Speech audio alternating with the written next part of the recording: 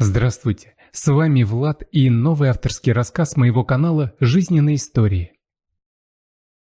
Мария с улыбкой слушала переливы птичьего пения. Она очень любила бродить в лесу именно ранним утром. И именно потому, что птицы как будто хотели спеть все и сразу. Она оперлась на ствол березы, поставила корзинку у ног. Как же хорошо! Когда Маша решила переехать из города сюда, все ее знакомые крутили у виска пальцем. Молодой доктор, которая толком-то и поработать не успела, красивая, умная, и вдруг желание уехать в какую-то глушь, изучать травы. Да и как можно в деревне изучать травы? Там ни институтов, ни профессоров. Маша только улыбалась. Но не могла же она всем объяснить, что будет не травы изучать, а использовать их. Примерно 1,5 года назад в этом самом доме, куда она собралась, Мария нашла книгу. Огромную, старую, написанную от руки чернилами. Дом этот ей достался в наследство от бабушки, с которой она виделась очень редко. Бабушка была мамой папы, а папы давно уж не было. Мама им общаться не запрещала, но и не заставляла навещать бабулю. Но даже по редким встречам Мария помнила ее. Ласковую, всегда вкусно пахнущую цветами. В общем, хорошую и радостную. Мама 5 лет назад вышла замуж. Укатила в далекую Сибирь. Они уговаривали Машу поехать с ними, но она не согласилась. Полистав книгу, Мария поняла, что перед ней настоящий клад. Она боялась ее, боялась того, что там написано, потому что когда открывала книгу, она будто другой становилась. Девушка вздохнула. Еще день-два и все. Хорошая погода бабьего лета закончится, начнутся дожди, холода. Сегодня она в последний раз в этом году вышла за травками. Их осталось-то уже совсем немного. Только те, которые силу свою набирали осенью.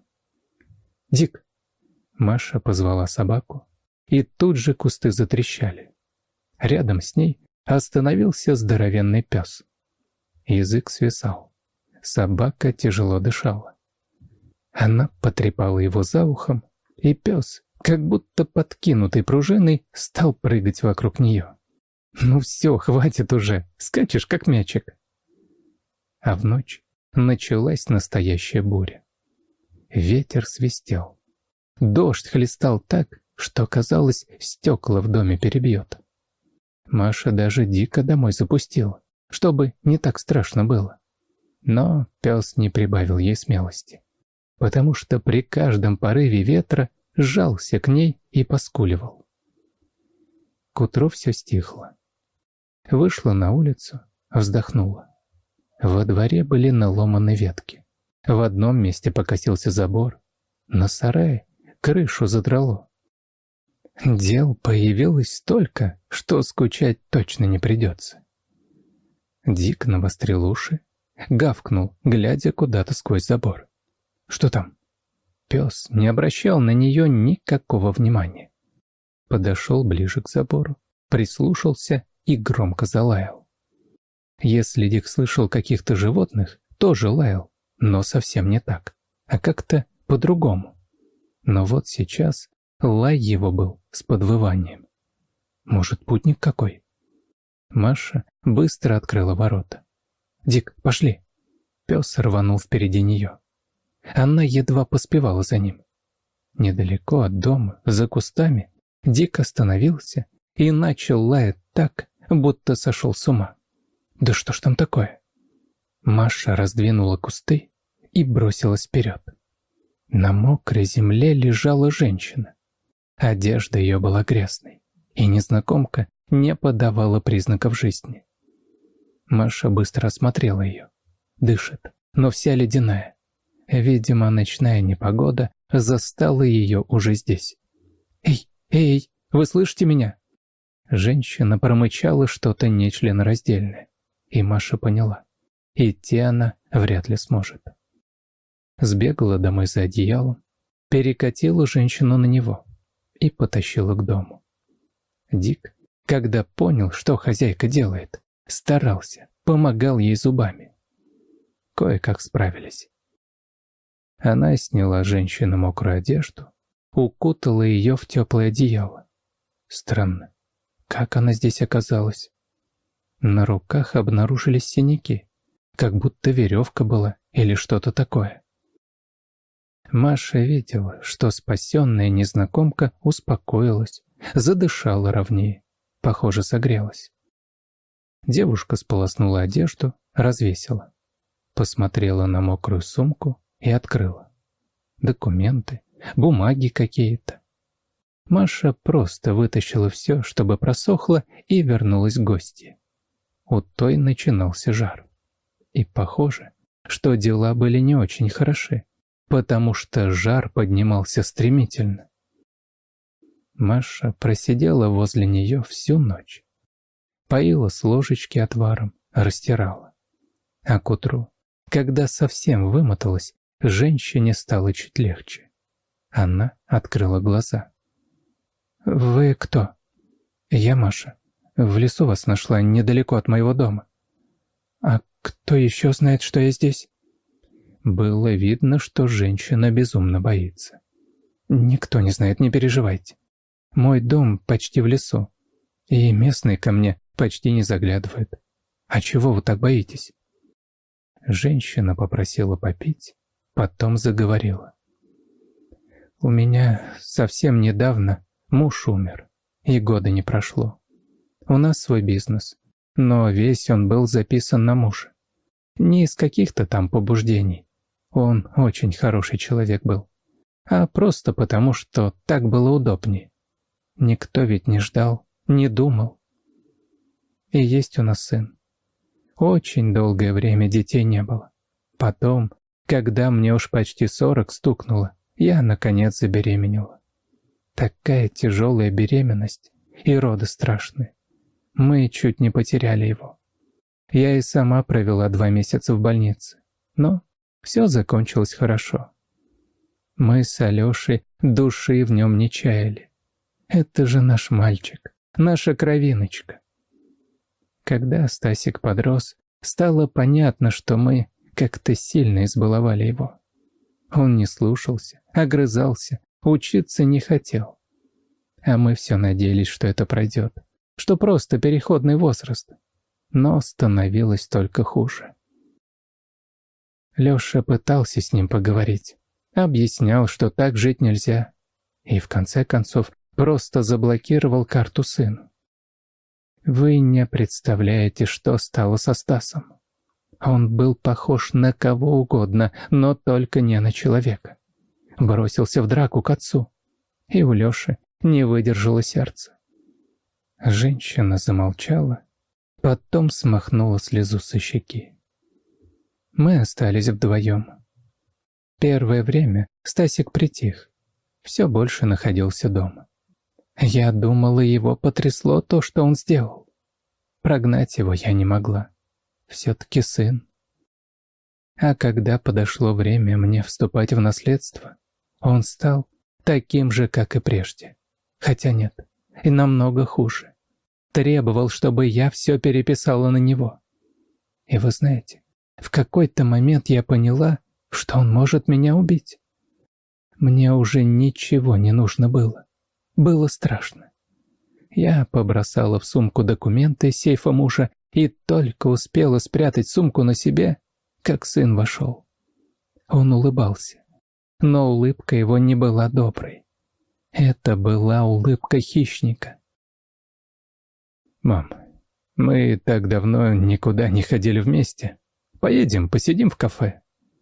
И было так странно слышать от Стаса такие слова. Я растерялась, согласилась. Конечно, ни в какое кафе он меня не повез. Мы ехали долго, и я уже понимала, мне конец. Но Стас то ли пожалел меня, то ли решил не морать руки. Выгрузил в лесу, привязал к дереву и сказал: «Спасибо, я знаю, где все документы, так что можешь не переживать. Я прекрасно справлюсь и без тебя». Понимаете? Он уехал, но не знал, что я все забрала. И как только обнаружит, вернется. Он будет искать меня и документы. Но я не могу обращаться в полицию. Он же мой сын. Маша задумалась. Да, если такой человек найдет мать у нее, неизвестно, чем все это закончится. Наверное, нужно все-таки к кому-то обратиться. Ей сразу пришла в голову мысль про местного егеря. Маша, конечно, постаралась успокоиться, потому что если встречала его, то всегда отворачивалась, чтобы он не замечал, как она краснеет. А познакомились очень интересно. Маша жила здесь уже год. У нее было укромное местечко, куда она каждое утро ходила купаться. Там никого не было, потому что выход к этому озеру был только из леса. А тут она вышла из воды, естественно, без одежды, и нос к носу столкнулась с мужчиной в форме хаки и с карабином на плече. Он смотрел на нее насмешливо, и девушка не сразу сообразила, что обнажена. Маша ойкнула, схватила полотенце. «Вы что здесь делаете?» Мужчина поднял бровь. «А это что, частная территория?» В общем, встреча вышла еще та. Учитывая, что мужчина был молодой, симпатичный, да и вообще... В общем, Маша старалась больше с ним не встречаться. Но от деревенских знала, что все его уважают, что правильный он, что поможет. Да и возможности говорили, что много у него. Якобы военным был, а сюда приехал то ли после ранения, то ли еще после какой-то трагедии. Маша подошла к Ольге Павловне. Гостья крепко спала. Ну, после ее отваров она не проснется еще минимум часа два. Девушка заперла дверь и строго сказала Дику: «Охраняй», а сама бросилась к егерю. Его дом находился километрах в 2 от деревни. Мужчина удивился, но вида не подал. Выслушал внимательно и спросил: «Она одна сейчас там? С Диком?» Он кивнул. «Хороший пес. Пошли, разбираться будем на месте». Маша смотрела документы Ольги Павловны, а Андрей разговаривал с ней. Гостья была слаба. Не на все вопросы отвечала. Наконец, егерь вернулся к Марии. «Да, история, конечно, так себе. И нужно крепко подумать, чтобы понять, на что способен этот выродок. Вы на что там так смотрите?» «А вы сами поглядите. Мне кажется, теперь можно звонить в полицию». «Нужно ей сказать. Только как?» Они присели рядом с Ольгой Павловной. Женщина посмотрела обеспокоенно. «Что-то случилось? Он здесь?» «Нет, его нет. Я вызвал полицию». «Но я же просила. Мой сын...» «Он не ваш сын». Женщина замерла. «Я вас не понимаю». «Вот, почитайте. Мы это нашли в документах, которые вы взяли из сейфа мужа. Если мы правильно поняли, вы не смотрели то, что берете, а просто скидали все в сумку. Тут есть письмо вашего мужа и документы». Гостья читала и плакала. Муж рассказывал, что у них родился мертвый ребенок. Он прекрасно знал, как Оля ждала его, так что не смог поступить иначе. В тот день в роддоме рожала еще одна женщина. Ребенок у нее был 7-й, муж бросил. В общем, она собиралась его оставить. Ему эта вся рокировка не так уж дорого и стоила. Врач даже доволен был, что с документами на отказ не возиться, да и заработал заодно. Ну а в конце муж просил прощения и прикладывал настоящие бумаги. Ольга Павловна опустила письмо. «Я всю жизнь ругала себя за то, что нет в моей душе по отношению к сыну того самого горячего чувства. Я любила его, но мне всегда казалось, что другие мамы любят своих детей больше». В дверь постучали. Все вздрогнули. Дик встал в стойку, а потом разразился лаем. Андрей открыл. На пороге стоял молодой мужчина. Глаза злые, губы в тонкую линию сжаты. «Мать моя у вас? Она не в себе, ей лечение нужно, ее в больнице ждут». Андрей выглянул. «А где доктор?» «Какой доктор?» «Ну, который будет ее до больницы сопровождать и сможет диагноз подтвердить». «А ты кто такой, чтобы тебе что-то подтверждать? Дай забрать мать и живи спокойно». «К сожалению, не могу. Женщина находится в опасности, и эту опасность для нее представляете вы». «Чего вы несете, а? Говорю же, она не в себе. У нее мания преследования». Андрей усмехнулся, сложил руки на груди. «Нет, она просто не хочет никуда с вами ехать». Лицо Стаса перекосилось. «С дороги!» Он попытался оттолкнуть Андрея, но тут на дыбы встал Дик. Стас отступил, затем медленно вытащил пистолет. «Ну все, попали вы!» И навел оружие на Андрея. Дик прыгнул, раздался выстрел и сразу собачий визг. Маша закричала, кинулась к Дику. Андрей завалил Стаса. И в ту же секунду двор наполнился людьми в форме. Маша, Андрей и Ольга Павловна сидели в коридоре большой и очень дорогой ветлечебницы. Ольга была еще слаба, но настояла на том, что тоже поедет с ними. Неподалеку стоял мужчина и укоризненно смотрел на нее. Это был их семейный доктор, и он настаивал на срочной госпитализации. К ним вышел мужчина в белом халате. «Ничего себе сопровождение. Все в порядке.